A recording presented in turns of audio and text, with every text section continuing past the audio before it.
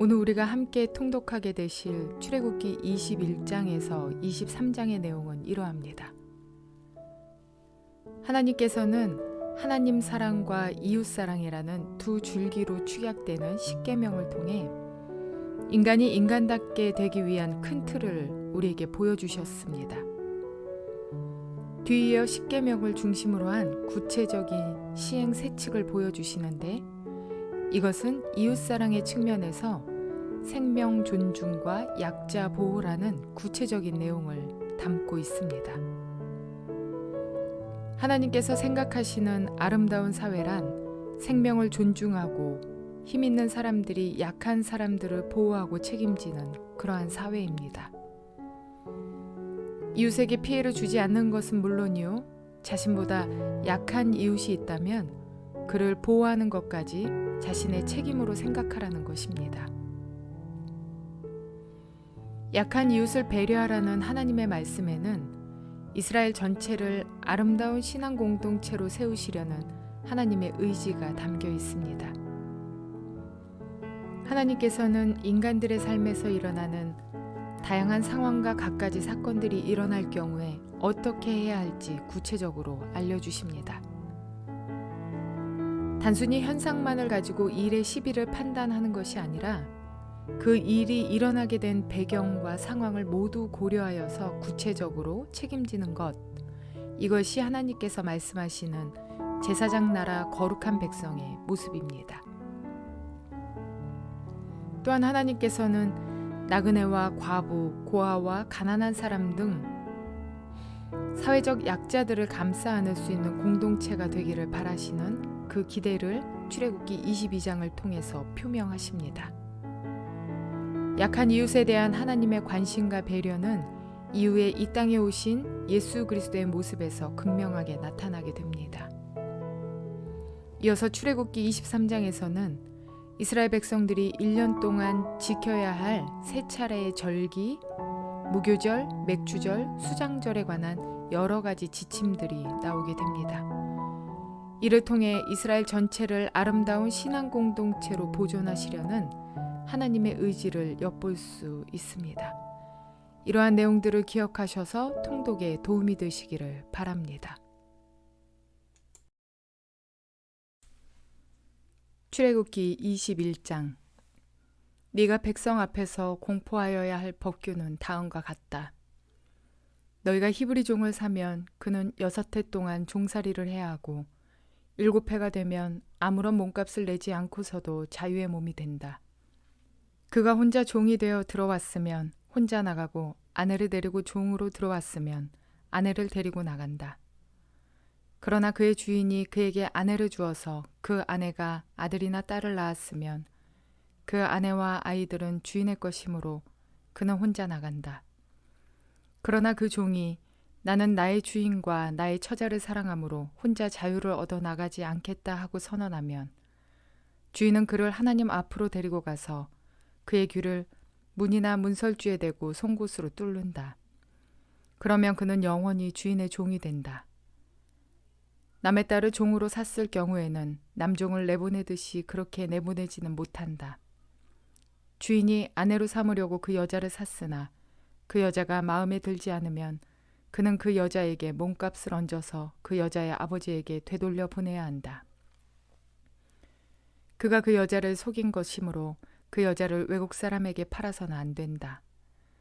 그가 그 여종을 자기의 아들에게 주려고 샀으면 그는 그 여자를 딸처럼 대접해야 한다. 한 남자가 아내를 두고 또 다른 아내를 맞아들였을 때에 그는 그의 첫 아내에게 먹을 것과 입을 것을 줄여서 주거나 그 아내와 부부관계를 끊어서는 안 된다.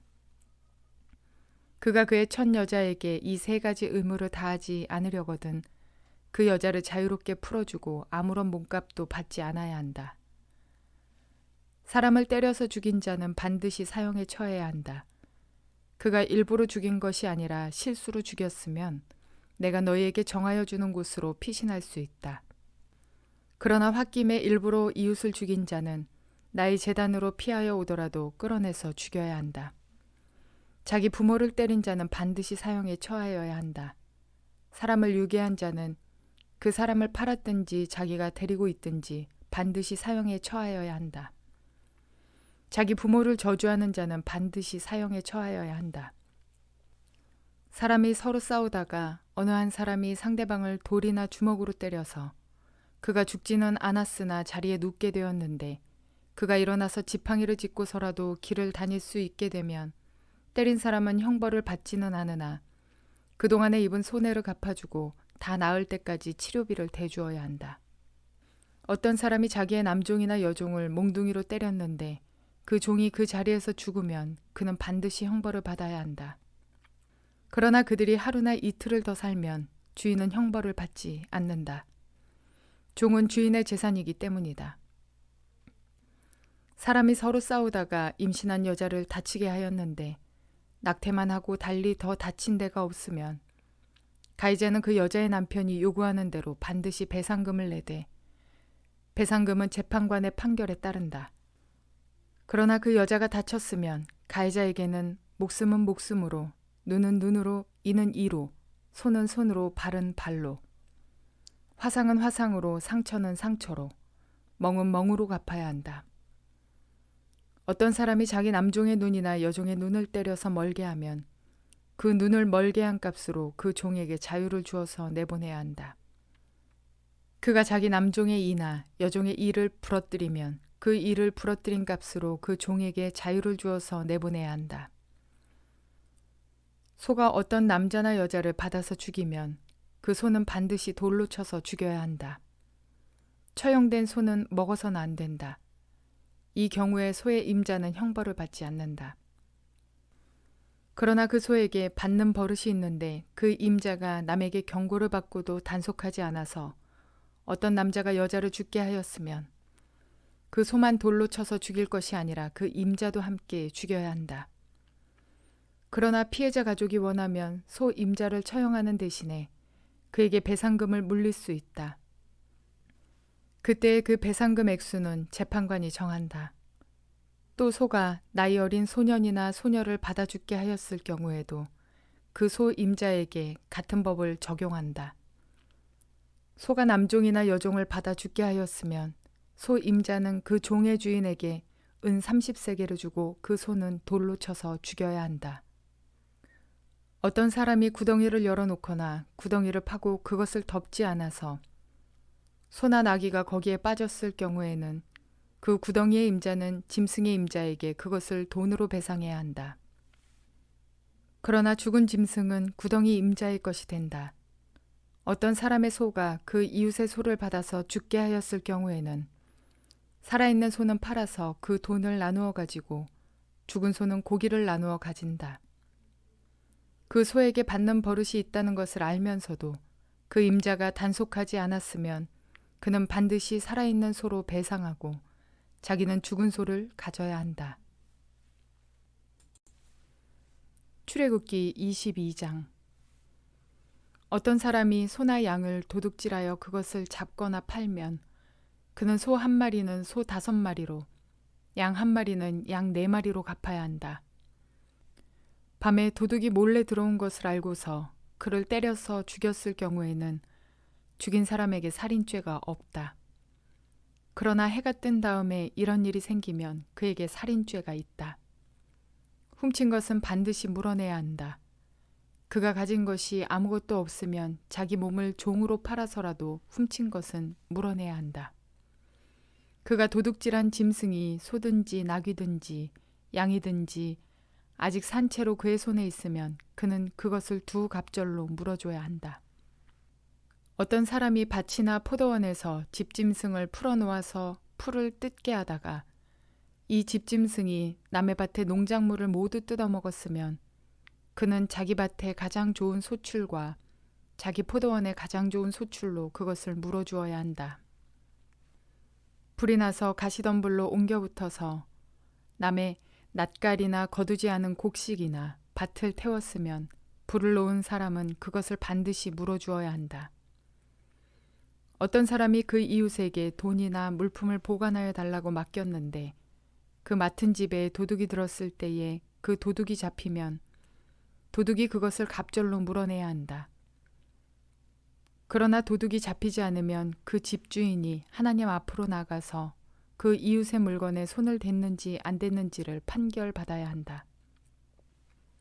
소든지 낙이든지 양이든지 의복이든지 그 밖에 어떤 분실물이든지 그것을 서로 자기 것이라고 주장하는 사건이 생기면 양쪽 다 하나님 앞으로 나아가야 하며 하나님께서 유죄 판결을 받은 사람은 그 상대방에게 갑절로 물어주어야 한다.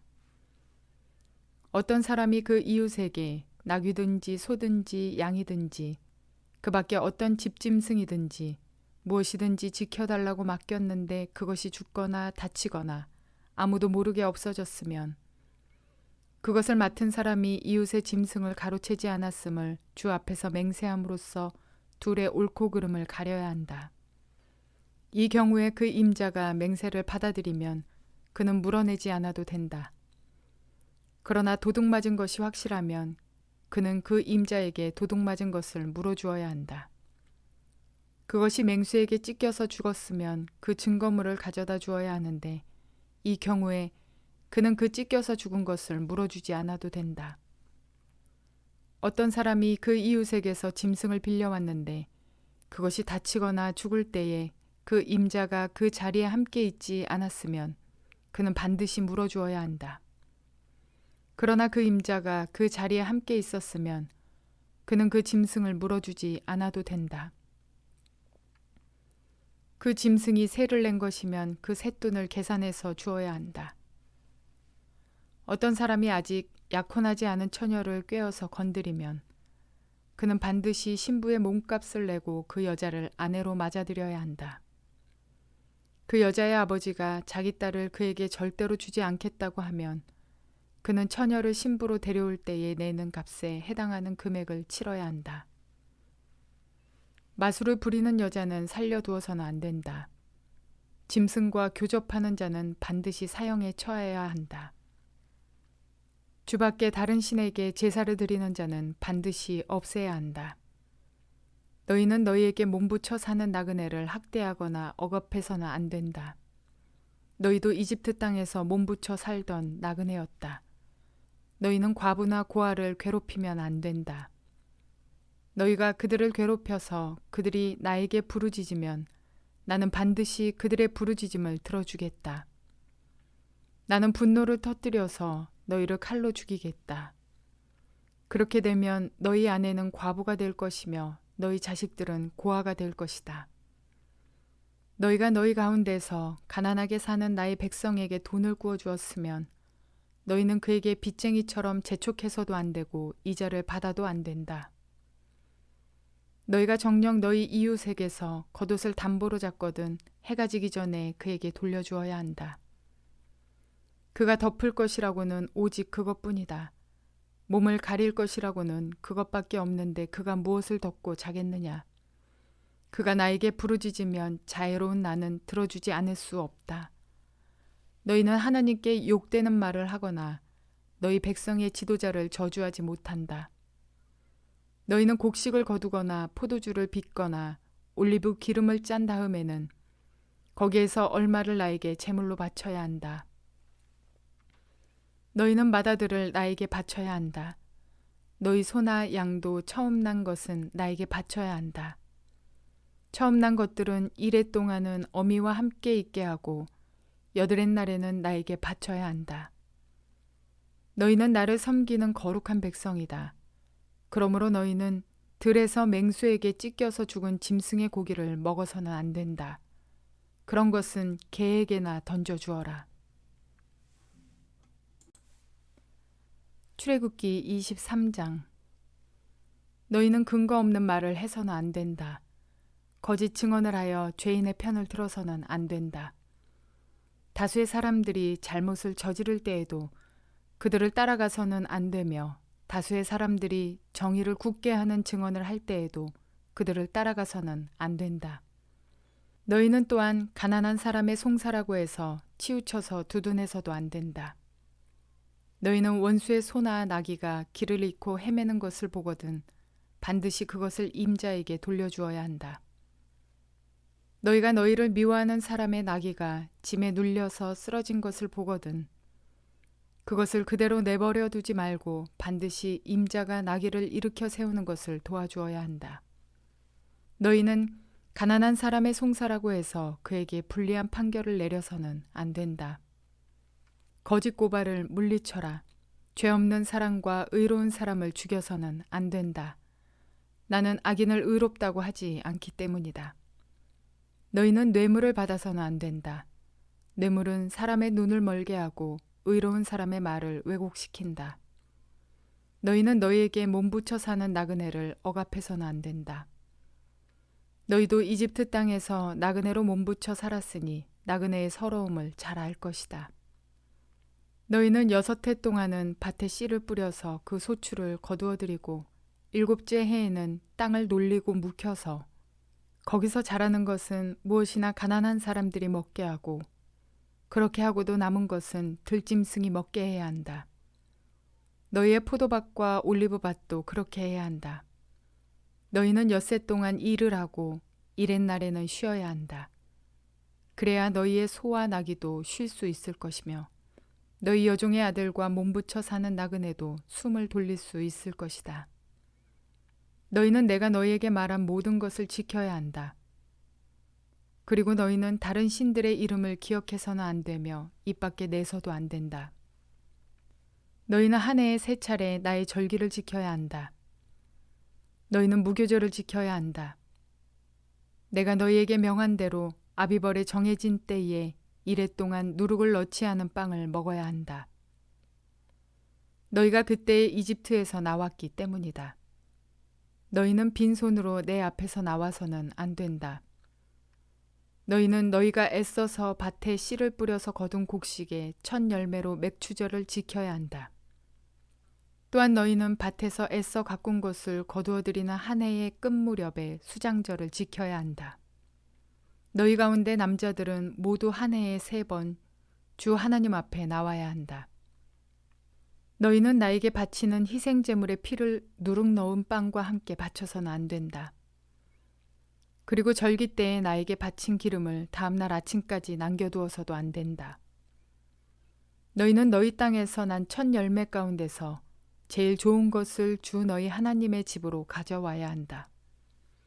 너희는 새끼 염소를 그 어미의 젖으로 삶아서는 안 된다. 이제 내가 너희 앞에 한 천사를 보내어 길에서 너희를 지켜주며 내가 예비하여 둔 곳으로 너희를 데려가겠다. 너희는 상과 그 말에 순종하며 그를 거역하지 말아라. 나의 이름이 그와 함께 있으므로 그가 너희의 반역을 용서하지 않을 것이다. 너희가 그의 말에 절대 순종하여 내가 명하는 모든 것을 따르면 내가 너희의 원수를 나의 원수로 여기고 너희의 대적을 나의 대적으로 여기겠다. 나의 천사가 너희 앞에서 너희를 아모리 사람과 헷 사람과 브리스 사람과 가나안 사람과 히윗 사람과 여부스 사람이 있는 곳으로 인도할 것이다. 내가 그들을 전멸시키겠다.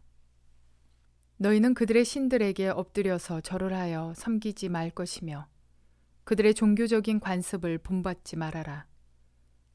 신상들을 다 부수고 그들이 신성하게 여기던 돌기둥들을 깨뜨려 버려라. 너희는 주 너희 하나님 나만을 섬겨야 한다. 그러면 내가 너희에게 복을 내려 빵과 물을 주겠고 너희 가운데서 질병을 없애겠다. 너희 땅에 낙태하거나 임신하지 못하는 여자가 없을 것이며 내가 너희를 너희 수명대로 다 살게 하겠다. 내가 나의 위엄을 너희보다 앞에 보내어 너희가 만날 모든 백성을 혼란에 빠뜨리고 너희 모든 원수가 돌아서서 달아나게 하겠다. 내가 말벌을 너희보다 앞질러 보내어 히윗 사람과 가나안 사람과 헷 사람을 너희 앞에서 쫓아내겠다. 그러나 나는 땅이 황폐하여지고 들짐승이 많아질까 염려되므로 한 해 안에 그들을 너희 앞에서 다 쫓아내지는 않겠다. 나는 너희가 번성하여 그 땅을 너희의 소유로 차지할 때까지 그들을 너희 앞에서 조금씩 쫓아내겠다. 내가 너희 땅 경계를 홍해에서 블레셋 바다까지 광야에서 유프라테스 강까지로 정하고 그 땅에 사는 사람들을 너희 손에 넘겨줄 터이니 너희가 그들을 쫓아내어라. 너희는 그들과 언약을 맺지 말아라. 그들의 신들과도 언약을 맺지 말아라. 너희는 그들을 너희 땅에서 살지 못하게 하여라. 그렇게 하지 않으면 그들이 너희를 유혹하여 나에게 죄를 짓게 할까 염려가 된다. 너희가 그들의 신들을 섬기면 그것이 너희를 잡는 덫이 될 것이다.